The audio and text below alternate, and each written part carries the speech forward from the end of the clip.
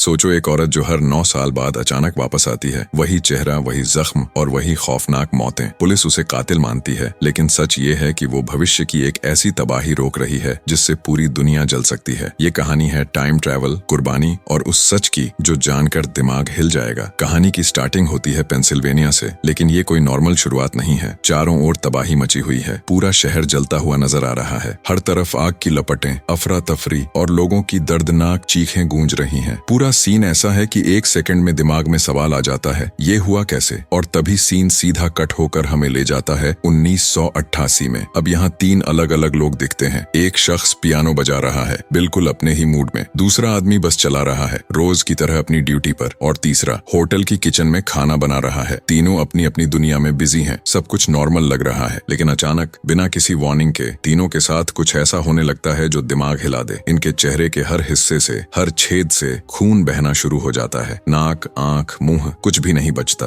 कुछ ही पलों में तीनों जमीन पर गिर जाते हैं और वहीं उनकी मौत हो जाती है। उसी वक्त शहर की सड़कों पर एक अजीब सा आदमी दिखता है, नीली हुडी पहने हुए, इधर उधर घूमता हुआ, जैसे उसे इन सब से कोई फर्क ही न पड़े। थोड़ी दूरी पर थॉमस नाम का एक पुलिस ऑफिसर अपने घर में सोकर उठता है। वो देखता है कि उसकी प्रेग्नेंट बीवी अभी भी सो रही है, तो बिना शोर किए चुपचाप उसके लिए नाश्ता बनाने लग जाता है। एकदम केयरिंग पति वाला सीन। खाना बनाते बनाते उसकी नजर टीवी पर जाती है। न्यूज चल रही है। एक बस ड्राइवर ने अचानक अपनी गाड़ी का कंट्रोल खो दिया। सड़क पर आ रही कई गाड़ियों को टक्कर मार दी और पूरे इलाके में हड़कंप मच गया। थॉमस नाश्ता अपनी बीवी को देता है और ड्यूटी पर निकल जाता है। कुछ देर बाद वो अपने साथी मैडॉक्स से मिलता है। दोनों सीधे उस स्पॉट पर पहुंचते हैं जहां बस का हादसा हुआ था। इस केस की जांच की जिम्मेदारी ऑफिसर हल्ट को दी गई थी और ट्विस्ट ये कि हल्ट थॉमस का साला भी था। जैसे ही थॉमस मरे हुए बस ड्राइवर को देखता है, उसके होश उड़ जाते हैं। ड्राइवर के पूरे चेहरे से खून बह चुका था और दिमाग मानो पूरी तरह पिघल गया हो। रिपोर्ट में मौत की वजह बस यही लिखी गई, खून का बह जाना। लेकिन थॉमस की नजर ड्राइवर की गर्दन पर जाती है। वहां उसे 3 अजीब से निशान दिखते हैं, बिल्कुल छेद जैसे। जब थॉमस ने ये बात हल्ट को बताई तो हल्ट ने हल्के में टाल दिया, कह दिया शायद जन्म का कोई निशान होगा, और बात को आगे बढ़ाने से मना कर दिया। तभी खबर आती है कि 2 और लोगों की मौत बिल्कुल इसी तरह हुई है, और हैरानी की बात, उन दोनों की गर्दन के पीछे भी वही 3 निशान पाए गए हैं। ये सुनते ही सारे ऑफिसर्स फौरन उन दोनों लाशों को देखने निकल पड़ते हैं। वो दोनों भी खून बहने से ही मरे होते हैं। थॉमस इस केस को लेकर अपनी थिंकिंग बताने लगता है, लेकिन हल्ट साफ बोल देता है, इस मामले से दूर रहो। उसे लग रहा था कि ये केस उसकी प्रमोशन के लिए परफेक्ट मौका है। कुछ वक्त बाद थॉमस और मैडॉक्स हॉस्पिटल पहुंचते हैं। वहां उस डॉक्टर से मिलते हैं जिसने पोस्टमार्टम किया था। पूछते हैं कोई खास बात निकली क्या? डॉक्टर बताता है कि गर्दन पर जो निशान दिख रहे हैं वो असल में बेहद गहरे जख्म हैं, इतने गहरे कि शायद गर्दन की हड्डी तक घुस गए होंगे। डॉक्टर को लगता है कि इन जख्मों के जरिए किसी की बॉडी में कुछ इंजेक्ट किया गया था, एक ऐसा एलिमेंट जो रुकता ही नहीं। लेकिन सबसे अजीब बात, फोरेंसिक टीम भी नहीं समझ पा रही कि आखिर ये एलिमेंट है क्या। इसके बाद थॉमस और मैडॉक्स खाना खाने बैठे ही थे कि अचानक खबर आती है, पास ही किसी औरत की गर्दन पर किसी भारी चीज से हमला हुआ है। और सबसे डरावनी बात, उसकी गर्दन पर भी वही 3 निशान हैं, लेकिन फर्क ये है कि वो अभी जिंदा है और उसके शरीर से खून बहना भी अभी तक शुरू नहीं हुआ है। दोनों ऑफिसर्स तुरंत उस नाइट क्लब पहुंचते हैं जहां उस लड़की से मुलाकात होती है। थॉमस जब उससे सवाल करता है तो लड़की बताती है, हमला करने वाली एक काली औरत थी। उसने नीली हुडी पहन रखी थी। उसने किसी लोहे के हथियार से गर्दन पर वार किया, और एक बात और, उसका बायां हाथ थोड़ा घायल था जिस पर सूखे खून के निशान थे। इतने में हल्ट वहां पहुंच जाता है और बीच में ही बात काट देता है। वो लड़की से फिर से पूछने लगता है कि पूरी डिटेल में बताओ, क्या क्या हुआ था। लड़की परेशान होकर पूरी कहानी दोबारा सुनाने लगती है, लेकिन अचानक वो नीचे गिरती है और वहीं उसकी मौत हो जाती है। इसके बाद पुलिस उस पहचान से मिलती जुलती सभी काली औरतों को पकड़ना शुरू कर देती है, लेकिन असली किलर अब भी खुले में घूम रही थी। वही औरत एक अजीब सा डिवाइस किसी कार पर लगाती हुई दिखती है। फिर जैसे ही एक पुलिस वाला वापस लौटता है, वो औरत तुरंत सिचुएशन समझ जाती है, 1 सेकंड भी वेस्ट नहीं करती और वहां से भागकर गायब हो जाती है। थोड़ी देर बाद थॉमस और मैडॉक्स गाड़ी में पेट्रोलिंग कर रहे होते हैं। तभी अचानक उनका सामना उसी औरत से हो जाता है। नजर मिलते ही वो औरत दौड़ पड़ती है। साफ था कि वो पकड़ी नहीं जाना चाहती। दोनों ऑफिसर्स तुरंत बैकअप के लिए कॉल करते हैं और हल्ट, वो तो पूरे शहर के हर ऑफिसर को ऑर्डर दे देता है, हर हाल में उसे ढूंढो। लेकिन तभी एक बड़ा झटका लगता है। थॉमस की गाड़ी सीधे एक ट्रक से टकरा जाती है। अब थॉमस और मैडॉक्स पैदल ही उसके पीछे भागने लगते हैं।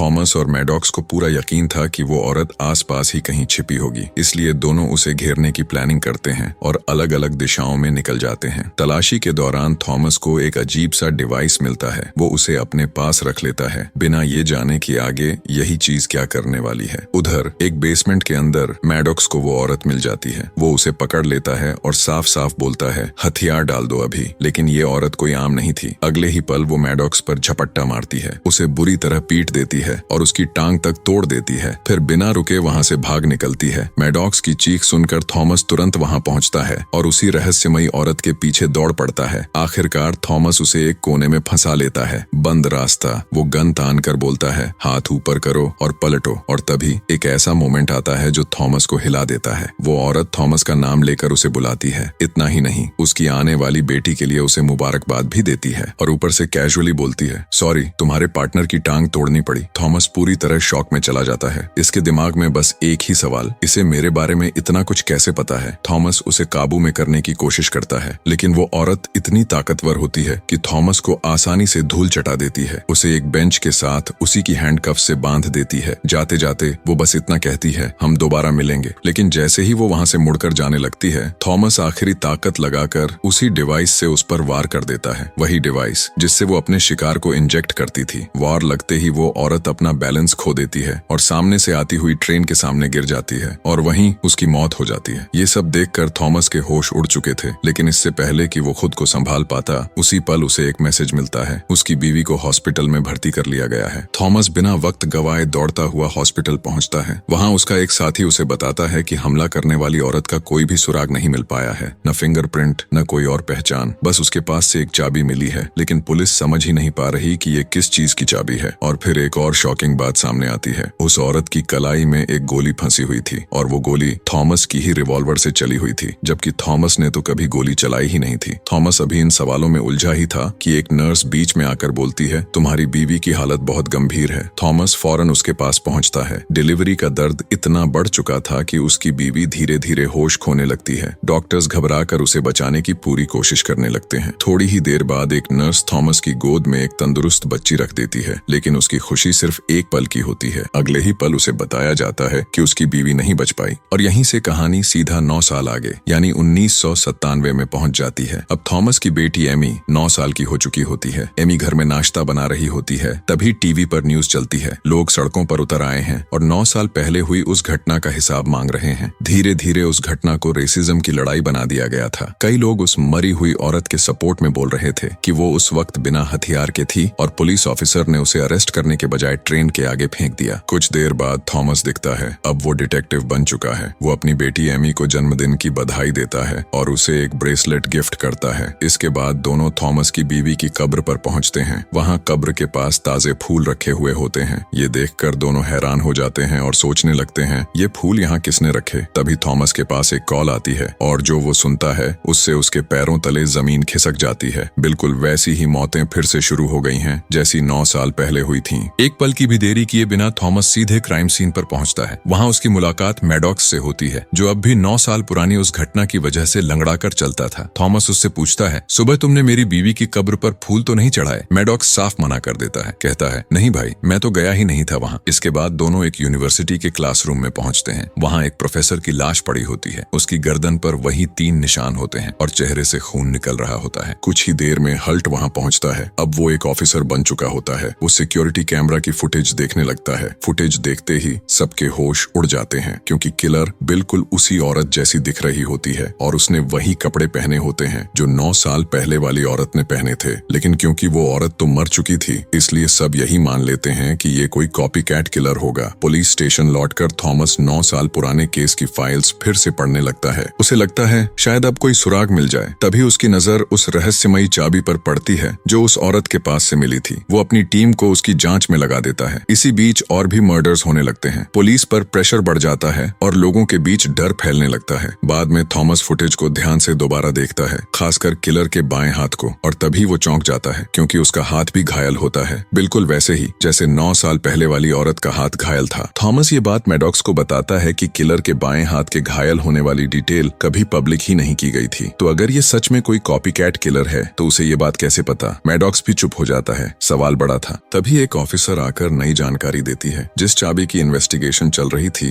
वो दरअसल एक प्लेन की चाबी है और वो प्लेन सिर्फ 1 साल पहले बना है। अब दिमाग घूम जाता है। अगर ये चाबी 1 साल पुरानी है तो फिर 9 साल पहले उस औरत के पास कैसे थी? ये सुनते ही सारे डिटेक्टिव्स के होश उड़ जाते हैं। जब और जांच होती है तो पता चलता है कि 100 मील के दायरे में सिर्फ एक ही एयरफील्ड है जहां इस मॉडल का प्लेन मौजूद है। बस फिर क्या, वहीं जाने का प्लान बनता है। थॉमस और मैडॉक्स निकलने ही वाले होते हैं कि तभी उनकी मुलाकात एक साइंटिस्ट से होती है। उसका नाम था डॉक्टर नवीन राव। वो साफ बोलता है, ये केस मेरी रिसर्च से जुड़ा हुआ है। इतना ही नहीं, वो ये भी बताता है कि ये किलर सिर्फ एक खास दिन पर ही नजर आती है। आज से ठीक 9 साल पहले भी ब्लड मून का दिन था और आज भी वही दिन है। लेकिन डिटेक्टिव्स को उसकी बातें बेकार लगती हैं। उनके लिए ये सब बस कोइंसिडेंस था और बिना ज्यादा सोचे वो वहां से निकल जाते हैं। कुछ देर बाद दोनों एयरफील्ड पहुंचते हैं। थॉमस अकेला अंदर जाता है और वहां के मैनेजर से मिलता है। वो उसे उस औरत की फोटो दिखाता है और पूछता है, क्या तुमने इसे कभी देखा है? मैनेजर मना कर देता है, लेकिन उसका बिहेवियर बहुत नर्वस लग रहा था। उसी वक्त वही औरत एक दीवार के पीछे छिपी खड़ी थी। थॉमस मैनेजर की घबराहट भांप लेता है, इसलिए वो बोलने के बजाय कागज पर लिखकर उससे बात करने लगता है और उसे समझ में आ जाता है कि यहाँ कोई और भी मौजूद है। जैसे ही थॉमस अपनी गन की तरफ हाथ बढ़ाता है, अचानक उस औरत की गन सीधे उस पर तनी होती है। वो बोलती है, तुमसे फिर मिलकर खुशी हुई। फिर वो मैनेजर को आदेश देती है, थॉमस को कुर्सी से बांध दो। इसी बीच थॉमस चुपके से बाहर खड़े अपने दोस्त को कॉल कर देता है। सब कुछ सुन लिया जाता है। औरत मैनेजर से प्लेन की चाबी मांगती है। बेबस होकर मैनेजर चाबी दे देता है, लेकिन जैसे ही मैनेजर छिपी हुई गन की ओर हाथ बढ़ाता है, वो औरत पल भर में उसे मार गिराती है। उसी वक्त दूर से पुलिस की सायरन सुनाई देने लगती है। घबराकर वो औरत थॉमस को हॉस्टेज बना लेती है। तभी मैडॉक्स कमरे में घुस आता है और अगले ही पल बिना रुके वो औरत मैडॉक्स के माथे में गोली मार देती है। लेकिन जैसे ही उसे एहसास होता है कि जिसे उसने गोली मारी वो मैडॉक्स था, वो अपनी ही हरकत पर पछताने लगती है। थॉमस अंदर से पूरी तरह टूट जाता है, लेकिन वो औरत उसे पकड़कर जबरदस्ती प्लेन में धकेल देती है। ऑफिसर हल्ट देखता है कि उसका साला भी प्लेन के अंदर है, इसलिए वो पुलिस को गोली चलाने से रोक देता है। प्लेन के अंदर वो औरत थॉमस से कहती है, मेरा पीछा करना छोड़ दो, और दावा करती है कि मैं जो भी कर रही हूँ वो बहुत जरूरी है। वो ये भी कहती है कि हर 9 साल में ठीक इसी दिन मैं वापस आऊंगी, बस थोड़ी देर के लिए, और मुझे कोई मार नहीं सकता। लेकिन थॉमस साफ बोल देता है, मैं तुम्हारा पीछा कभी नहीं छोड़ूंगा। ये सुनते ही वो औरत उसे प्लेन से धक्का देकर नीचे फेंक देती है। थॉमस सीधे समुद्र में जा गिरता है। किसी तरह तैर कर वो किनारे तक पहुंच जाता है। वहां उसे जले हुए प्लेन का मलबा दिखता है, लेकिन वो औरत कहीं नजर नहीं आती। अगली सुबह हल्ट और उसकी टीम वहां पहुंचती है। किलर को ढूंढने की पूरी कोशिश होती है। तभी थॉमस साफ साफ कह देता है, फालतू की कोशिश छोड़ो, वो औरत आने वाले समय से यहाँ आई है। ये सुनते ही हल्ट उसे ऐसे देखता है जैसे थॉमस का दिमाग खराब हो गया हो। और फिर एक बार फिर 9 साल बीत जाते हैं। कहानी अब पहुंचती है 2006 में। एक बूढ़ा थॉमस दिखता है। वो हैरल्ड नोवक नाम के आदमी की कब्र खोद रहा होता है। वो कंकाल बाहर निकालता है और गर्दन की हड्डी में एक खास निशान देखता है। इसके बाद वो अपनी गाड़ी तक लौटता है और जांच फिर से शुरू करता है। एक पुरानी अखबार की कतरन में लिखा मिलता है, डॉक्टर नवीन राव बहुत दिनों से लापता है। अगली सुबह थॉमस हैरल्ड की बीवी से मिलने पहुंचता है। उसे बताता है कि वो एक प्राइवेट इन्वेस्टिगेटर है और उसके शौहर के बारे में कुछ जानकारी चाहता है। औरत हैरान रह जाती है क्योंकि उसके शौहर को गुजरे हुए 18 साल हो चुके थे। फिर भी वो थॉमस को घर के अंदर बुला लेती है। इसके बाद वो औरत थॉमस के सामने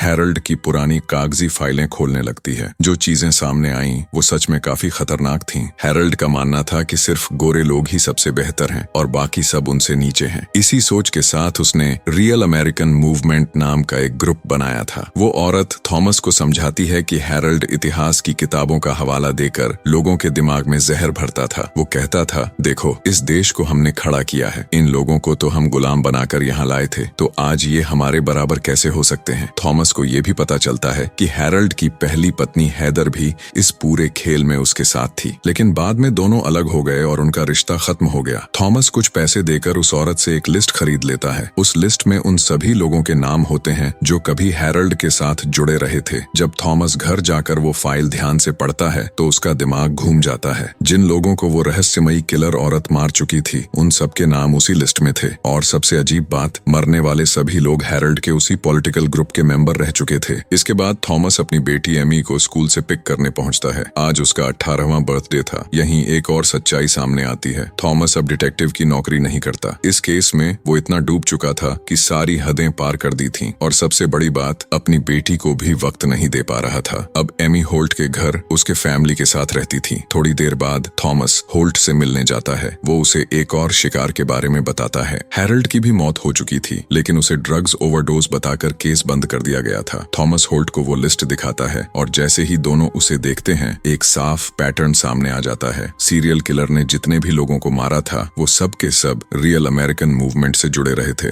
थॉमस होल्ट को एक और चौंकाने वाली बात बताता है। वो रहस्यमयी औरत असल में समय में पीछे जाकर आई है और 1997 में उसकी मौत हुई ही नहीं थी, मतलब वो तब तक जिंदा ही थी। थॉमस पूरे यकीन से कहता है आज वो औरत फिर से लौटेगी और हमें हैदर रसेल नाम की एक औरत को ढूंढना होगा। ये सुनते ही होल्ट का गुस्सा फूट पड़ता है। वो साफ बोल देता है, तू पागल हो गया है क्या? कुछ भी उल्टा सीधा बक रहा है। तेरी बेटी हमारे यहाँ बड़ी हो रही है, तुझे याद करती है। अपनी जिंदगी सुधार ले यार, अगर किसी के लिए नहीं तो उसके लिए। जैसे ही होल्ट जाने के लिए मुड़ता है, थॉमस की आंखों में आंसू आ जाते हैं। वो उसके पास जाता है, अपनी सारी गलतियों के लिए माफी मांगता है और कहता है कि उसे मदद की सख्त जरूरत है। होल्ट का दिल पिघल जाता है। वो थॉमस को ढांढस बंधाता है और बोलता है, चिंता मत कर, मैं तेरे साथ हूँ, जो भी कर सकता हूँ करूंगा। दोनों एक दूसरे को गले लगाते हैं और होल्ट वहाँ से निकल जाता है। लेकिन असलियत कुछ और ही थी। थॉमस का रोना धोना सब नाटक था। उसने मौके का फायदा उठाकर चुपके से होल्ट का बैग उठा लिया था। थोड़ी देर बाद थॉमस पुलिस स्टेशन फोन करता है। खुद को होल्ट बताकर बहुत चालाकी से हैदर रसेल का पता निकलवा लेता है और जब वो उस जगह पहुंचता है तो जो देखता है उससे उसके होश उड़ जाते हैं। फर्श पर एक लाश पड़ी होती है। उसका मुंह बाकी शिकारों की तरह खून से लथपथ होता है और तभी अचानक वो किलर औरत सामने आ जाती है। थॉमस फौरन गोली चलाता है। गोली सीधे उसके बाएं हाथ में लगती है, लेकिन वो औरत बाइक पर बैठती है और पलक झपकते ही वहां से निकल जाती है। थॉमस एक सेकंड भी नहीं गवाता। सड़क पर जा रहे एक ट्रक को रोकता है, ड्राइवर को धक्का देकर ट्रक छीन लेता है और उसी औरत के पीछे दौड़ा देता है। एक लंबा चेस चलता है। आखिरकार थॉमस एक सुरंग के अंदर पहुंचता है। वहां वो देखता है कि वो औरत एक अजीब सी टाइम ट्रैवलिंग मशीन के अंदर फंसी हुई है। मशीन के अंदर पानी भरने लगता है। थॉमस चिल्लाकर कहता है, हम दोनों फिर मिलेंगे, और उसी पल वो औरत अपनी डिवाइस समेत हवा में गायब हो जाती है। कुछ ही देर बाद थॉमस सुरंग से बाहर निकलता है और वहां पुलिस के साथ साथ गुस्से में लाल होल्ट उसे पकड़ लेता है। थॉमस समझाने की कोशिश करता है, आज मैंने उसके बाएं हाथ में गोली मारी है और तुझे याद है पहले जब वो आई थी तब भी उसके हाथ में चोट थी। इसका मतलब साफ है, ये औरत टाइम में पीछे की तरफ ट्रैवल करती है। लेकिन होल्ट उसकी एक भी बात नहीं सुनता और इस पूरे माजरे को थोड़ी दूरी से डॉक्टर नवीन राव खड़ा होकर देख रहा होता है। अब कहानी एक बार फिर 9 साल आगे जंप करती है 2015 में। यहाँ डॉक्टर नवीन राव एक खास तरह का डिवाइस बना रहा होता है जिसे वो आइसोटोप कहता है। वो इसका टेस्ट सुअरों पर करता है और नतीजा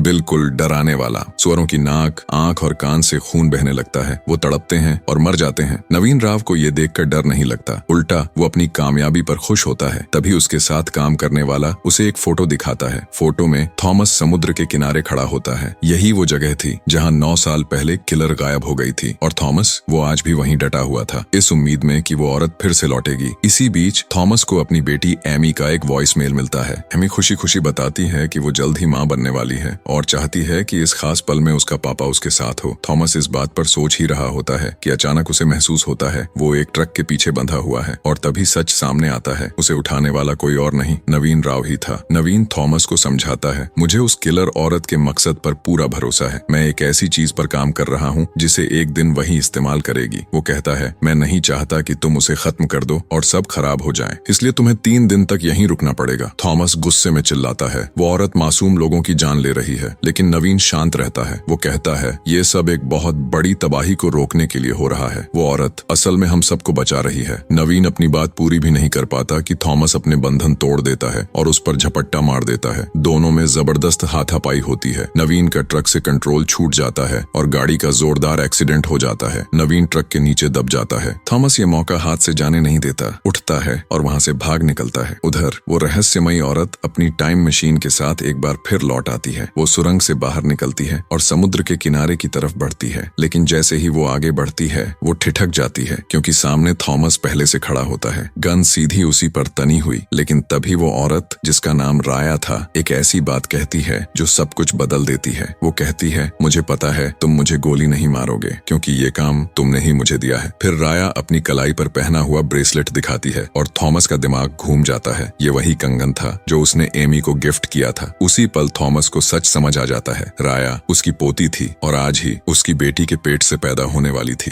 थॉमस को झटका लगता है। उसे एहसास होता है कि 1988 में जिसे उसने मार दिया था वो खुद राया ही थी। पछतावे से टूटकर थॉमस गिड़गिड़ाने लगता है। वो कहता है, पीछे जाकर इन सबको रोक दो, लेकिन राया मना कर देती है। वो समझाती है, जो हो चुका है वो हो चुका। टाइम ट्रैवल सिर्फ एक ही दिशा में काम करता है, बार बार पीछे जाना पॉसिबल नहीं है। राया बताती है, मेरा मिशन इसी किनारे से इसी दिन शुरू होता है और हमेशा मेरी मौत पर जाकर खत्म होता है। जाने से पहले वो थॉमस से कहती है, आप मम्मी के पास पास चले जाइए, उनका ख्याल रखिए, उन्हें अपने पापा की बहुत जरूरत है। ये कहकर राया चली जाती है और थॉमस वहीं जमीन पर ढेर हो जाता है, आंसुओं से पूरी तरह टूट चुका। इसके बाद कहानी भविष्य की एक झलक दिखाती है। राव टेक्नोलॉजीज नाम का एक संस्थान, वहाँ एक बूढ़ा नवीन व्हील चेयर पर बैठा होता है और वो राया को वही आइसोटोप डिवाइस सौंप रहा होता है। और तभी एक धमाकेदार सच सामने आता है। कहानी की शुरुआत में जो हमला दिखाया गया था वो उसी कट्टरपंथी ग्रुप की वजह से हुआ था जिसकी नींव हैरोल्ड नोवक ने रखी थी। उसके बाद एक भयानक गृह युद्ध हुआ, लाखों लोग मारे गए, बदले की भावना में इंसान जानवर बन गए। राया का काम था समय में पीछे जाकर उन लोगों को खत्म करना जो भविष्य में इस पार्टी को बड़ा बनाने वाले थे, ताकि 2024 में होने वाला बम धमाका रोका जा सके, क्योंकि उसी धमाके से ये पूरी जंग शुरू हुई थी। जैसे ही राया अपना काम पूरा करती है वही पहला सीन दोबारा दिखता है, लेकिन इस बार शहर में कोई तबाही नहीं होती। मतलब राया अपने मिशन में सफल रही। अब कहानी वापस 2015 में लौटती है।